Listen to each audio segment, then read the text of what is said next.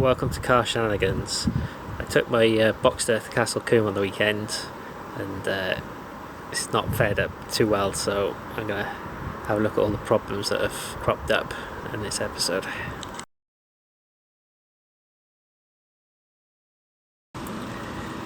So I took the car to Forge Action Day on the weekend.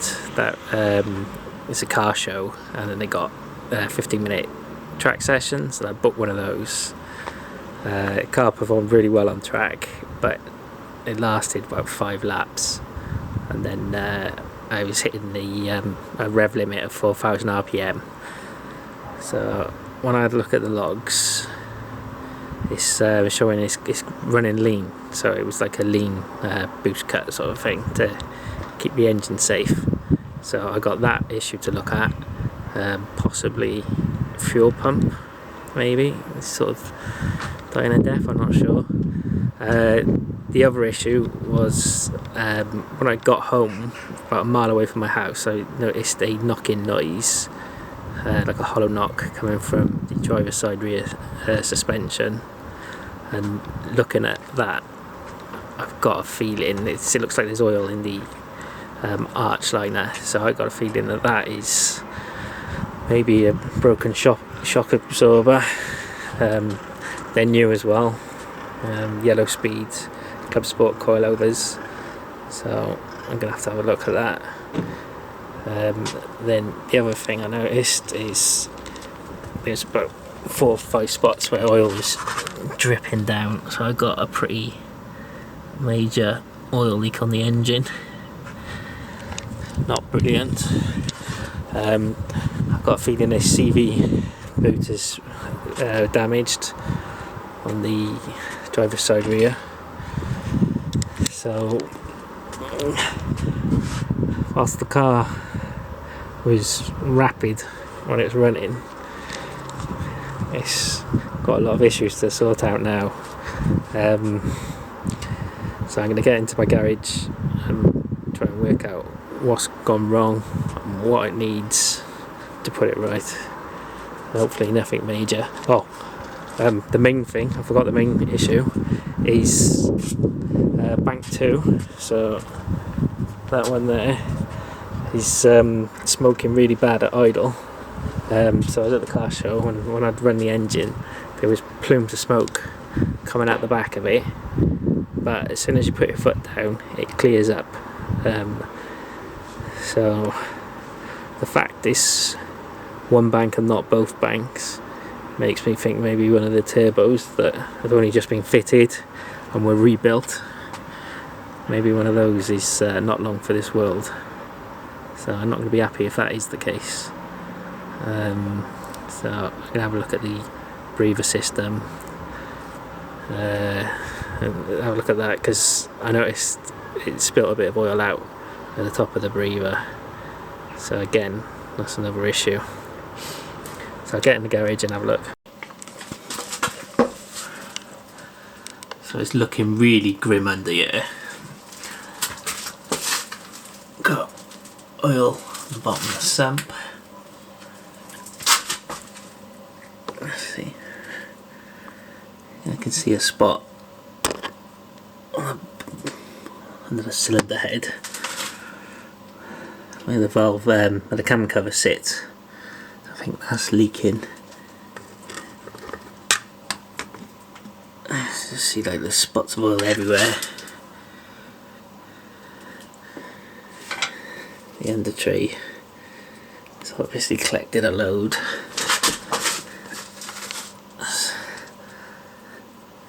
I've got off my frame on the gearbox.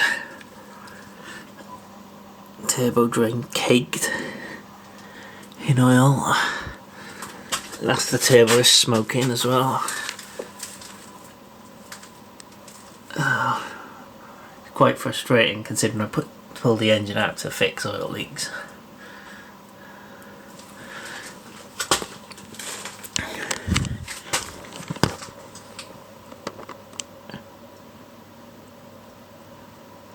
Let's see there, maybe the oil drain, that bolt could be loose. And that might account for some of it. My catch can has been leaking. I'll undo the bottom of that and see how much oil's in it. CV joint is leaking. There's grease everywhere. It looks like the shock exhaust, but hasn't ruptured. The hose doesn't have any oil on it, so that's good. So I need to jack that up and try and work out what the rattling sound is. And I need to find out the source of the oil leak. I don't think all that is just a valve cover seal. I'm worried it might be like a cam cap, or it might be a cam seal or something like that, which I'm worried that all this oil at the front of the engine might be a cam seal or something serious, where it's all got to come apart to be sorted out. I've only just replaced the cam seals, but because I've been doing it all with the engine in, it's not easy to work on, so maybe I've pinched one or something like that. So I'll get the under tray off, clean everything up and see if I can find out where it's coming from.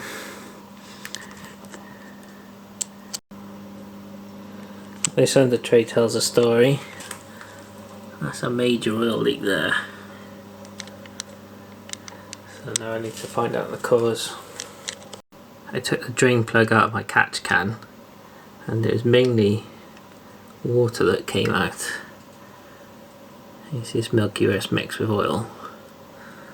So I was expecting it to catch more oil rather than water vapour. It's a bit of an old one. So I haven't had a good look around the engine. I'm pretty sure the source of the oil leak is just the valve cover seal. Now, these seem to be a nightmare to seal up, so I got another one to put on it. You can see clearly where there's some oil running out from under the seal. I've taken the cover off where the cam seal is, and it looks dry there, so I don't think it's the actual camshaft seal leaking. So the plan is I'll take the cam cover off, fit a new seal, and that should be it for the oil leak. I think though that the initial cause of this oil leak is probably to do with my breather system, and that it'll explain the turbo smoking. I've taken the pipe off the turbo and there's no play at all, so it feels good.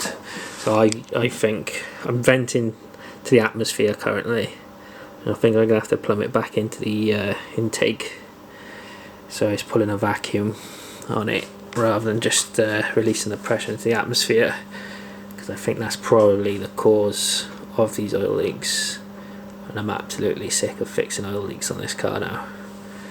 So I've binned all the PCV valves and hoses that I had originally, so I'm going to have to piece it all back together again from scratch.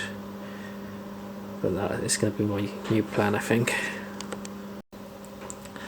I've got a feeling this coilover could be knackered. Previously this hose there had rubbed on the CV boot because the bracket they sent me was the wrong, well, it's just not fit for purpose basically, and it held the canister by there, and you can see that the bracket had hit the chassis, the canister had fallen out, and it had rubbed on my CV joint. So you can see the shiny mark, but so that's where it had rubbed. It's rubbed through the stainless steel braid on the hose, and I've got a feeling that the hose has just started leaking on the track day. Maybe it saw a bit more heat than usual. You can see there's oil in my wishbone, and that's clearly not CV grease. See, there's amber, and the CV grease is green. The CV grease is a separate issue. It's not leaking from the boot, it looks like it's leaking from where the joint is pressed together. And that's a bit of an issue, because those CV joints, the outer ones, aren't serviceable. You can't get spares from. With the coilover, it's less than a year old, it's under warranty. I've already been in touch with them to complain about the design. Both brackets got a smack, so they're not good. You can see that's the bracket. It's just too big. This bracket's bent, where it's taken a clump off the chassis. It's happened both sides, so not really fit for purpose there. And during my emails, they've showed me some sort of piece that should be holding the bracket right in the middle. So sort of around by there, there's like another collar, but it's not an aluminium one. It looks like it's some black rubber or something. And that you're supposed to put the bracket in the middle, but my coilovers never came with that. So how am I supposed to know? And then the other issue is you can't fit them anyway, because the wheel sits in there really, so you haven't got the space to put the canister in the middle of that threaded section. So I've moved them across, screwed into the back of my brake caliper bracket, just the top of that, and that looks like it's working fine. But obviously I don't want a knackered coilover, so I'm going to see if Yellow Speed will replace that under warranty, if they're going to fight me on it. So we'll see how that pans out for me. Right, I think I'm going to change up my air filter setup. So I currently got the one over there, and I got the one down here, and they both go into the side vents. The side vents are a little bit tight, so obviously the bottom of the filter is sitting on it, the top is tight against it as well, so it's kind of restricting the surface area of the filters a little bit. And then the filters themselves aren't huge. It's an engine making over 500 horsepower, so I think maybe there's gains to be had by switching out to larger filters. Now, placing the filters has always been an issue. I've gone through various sort of different things, always keeping dual filters, but I'm going to have a crack at making a big single filter. The plan is, I've got a fair bit of space there next to the exhaust, so I'm thinking I'm going to put a big filter there. Obviously I have heat shields separating it from the exhaust. It's kind of vulnerable a bit to dirt coming off the wheel, but I'll kind of make some heat shielding to stop it, and maybe get one of those sort of socks that go over them. So what I'm thinking is I'll do 3.5 inch pipe. I've got some there, and I'm gonna try and run it along here behind the shock. It's gonna be tight, and then down in there, and then I'll go to that turbo, and then the other one will run under the gearbox and join up to the other turbo. And I don't like to fabricate everything from scratch because it's hard work. I haven't got the equipment. for the skills. So I got this 2-into-1 downpipe, which I bought for something else, but it's going to be handy here. So that's a 3-inch downpipe. I've got this old exhaust system, which this piece is a 3.5-inch. It's round to flat for when you make an exhaust with the flat sort of oval style tubing. So what I'm thinking is I'll cut this down so that fits in there, fits nicely along there. So you should get quite a good merge. It's going to be a fair bit of messing around and effort to get it to work, but I think it's probably worth the hassle. I don't like having the odd pipes in the engine bit just from aesthetics, which is a bit poncy, but it is what it is. But the other thing I don't like is the fact that I've run that pipe there. There used to be a fan on that side vent, and I had to remove it. So I'd quite like to put the fan back on, because you know, when you're stopped, it'd be nice to get some air circulating through the engine bay. So there's something that sort of bugged me. So I think I'll make the effort to change stuff up. And then, so on this side, where the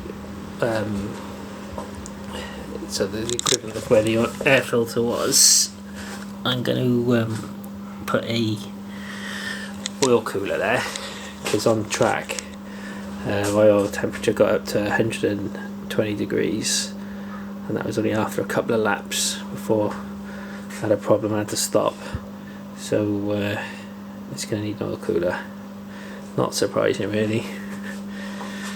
So that's a couple of changes I got planned. I've bought a new air filter. It's an absolute monster. So they're the old ones that are coming off. This is the new one. It's a 3.5-inch inlet. Looks like a trumpet. It's going to be a challenge to fit this in. It's a total beast, but it should never be lacking for airflow. You can't get parts for these drive shafts, so I had to get another one second hand. Didn't want to pay Porsche prices. So this is my one. You can see all the grease everywhere. I can't work out exactly where it's coming from. Now, I thought they tend to leak from this bit, but it's not. But the boot is fine, so I'm not sure there. But you can see where there's exposed metal just next to the clip. So it's rubbed on my braided hose for the strut. So I ordered a second-hand one. They've sent me two by mistake. I was supposed to have one of each side as a spare, and they sent me both the same side. That means I get to choose the best one.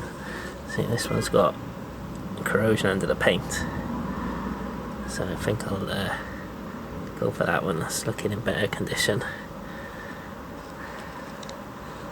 So we'll get that on, and that should be the end of the drive shaft issue.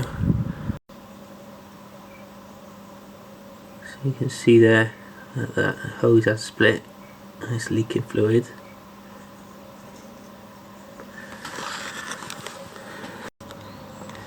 These are the coilovers that came off my 986 that caught fire.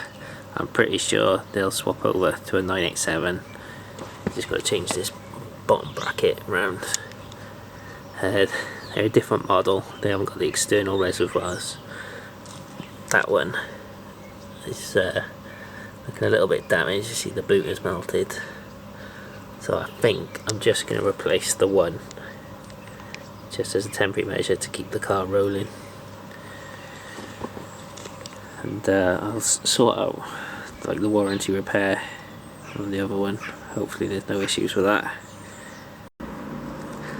So swapping these bottom collars over is not going to work. the threads are actually different size. So I should have measured that before I went to the effort of taking the shock off, because now it's got to go back on to keep the car rolling. It's a pain in the arse. Never mind. So this is what I've made.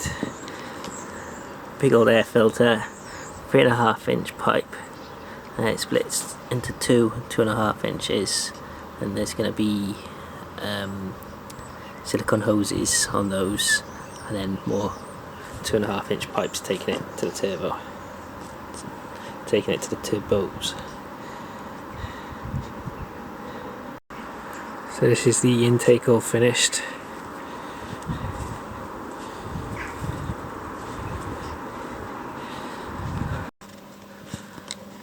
So this is the new air filter setup all installed. So the air filter sits just in the bumper, got the heat shield bent down to create a barrier to the exhaust.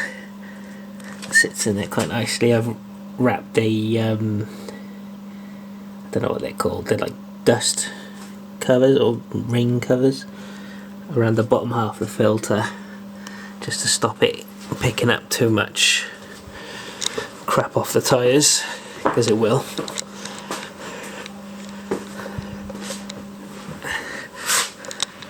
So this is the pipe there. So it runs up through and down there.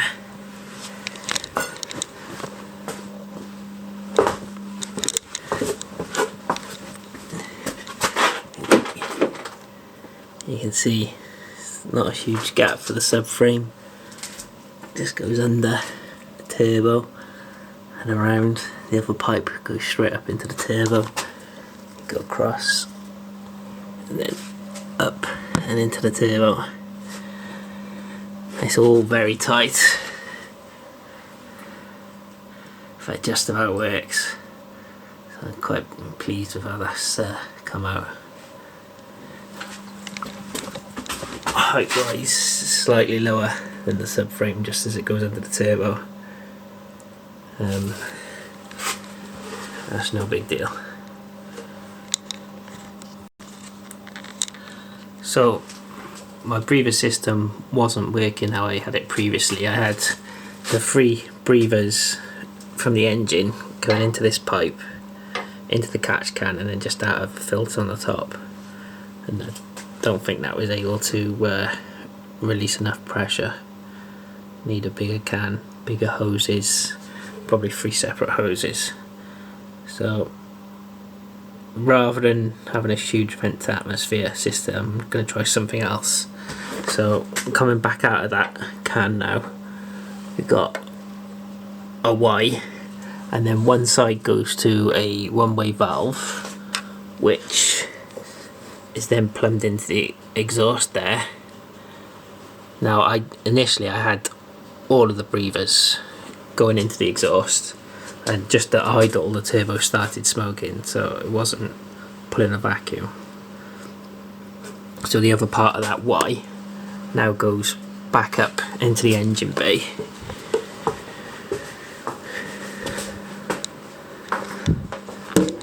So it's this pipe here, so it goes around, and then by there that's a Subaru Impreza PCV valve, and then it goes back into the inlet manifold on the standard port where it originally feed into. So the plan is that the engine draws a vacuum on the crankcase, sort of a no boost, and then I'm hoping, but this is just a guess until I see the data, I'm hoping that on boost that the port in the exhaust is going to pull a vacuum, because that vacuum's going to close, the one-way valve will shut as soon as there's boost pressure in the inlet manifold. And so if the exhaust doesn't pull a vacuum at that point, then it's not going to work and I'll have to come up with something else. I've changed the oil cap, there's an updated style now that's got a pressure release, so that should avert any disasters. I've got a crankcase pressure sensor, so I'll be able to monitor everything. The exhaust is valved, so I can play around with when the valve's open to see if that makes any difference to the vacuum that's pulled. The valve's up there. I don't know if that's the best place for the exhaust port, so I've got two others coming, so if that doesn't work out, I'm going to put two just in by here, one each side, and then have them connected together on a Y piece, so that'll be double the vacuum. So it's going to be a case of testing to see how that pans out. Bought this oil cooler because I noticed my oil temperature's got too hot on track.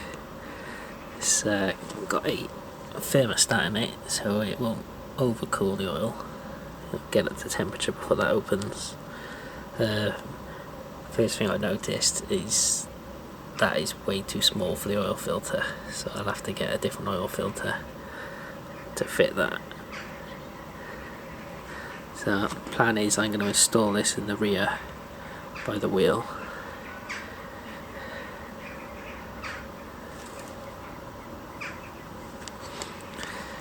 So fitting this sandwich plate's not working out for me. You can see that this fitting isn't flush.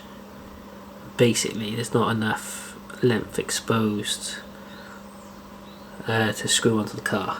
Now this sandwich plate is flush, so that was fine. Now these are both exactly the same sizes, but obviously this is thick. I don't know what they're thinking of when they've come up with this design, because surely everyone's got this issue regardless of the car. So what I'm thinking I'm going to do to get around it, so I'm going to cut a bit off this one and I'm going to weld it onto this one. So I cut a bit off there, I've threaded it on the other side, then threaded this one on, then I'll just weld this together. So I've welded it together and then just trimmed it back so it fits. That's come out alright. So this is a bracket I've made out of stainless steel to hold the oil cooler. So this is my oil cooler install all finished up. So you've got the sandwich plate there, that's my oil pressure sensor at the bottom, oil temperature above it, and you got the two takeoffs for the pipes. So they are on a bracket off the charge cooler. There's another bracket in the wheel well just to hold them.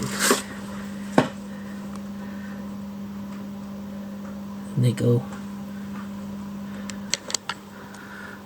That's where the cooler's mounted. It's quite close to the exhaust.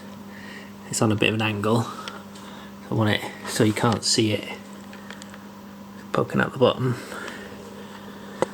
Got your fittings on the side that go up over the heat shield. So this is looking directly back down the car, so you can see it's on an angle, so I might need to create a duct just to sort of scoop air through it.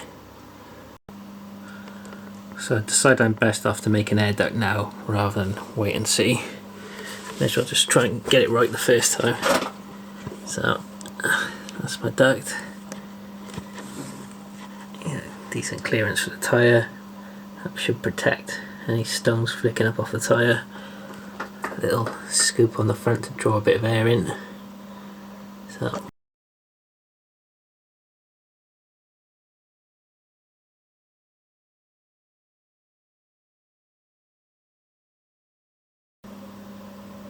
So I've got my coilovers back from Chris at Shocking. He's rebuilt them for me. New longer hose. I think he had to use custom adapter on there. You had to make this stand off because the fittings wouldn't clear the adjuster. Getting the yellow speed hoses would have taken probably about a month, and the design's no bloody good anyway, so I've had to change stuff around. So now I need to work out where I'm going to mount these canisters.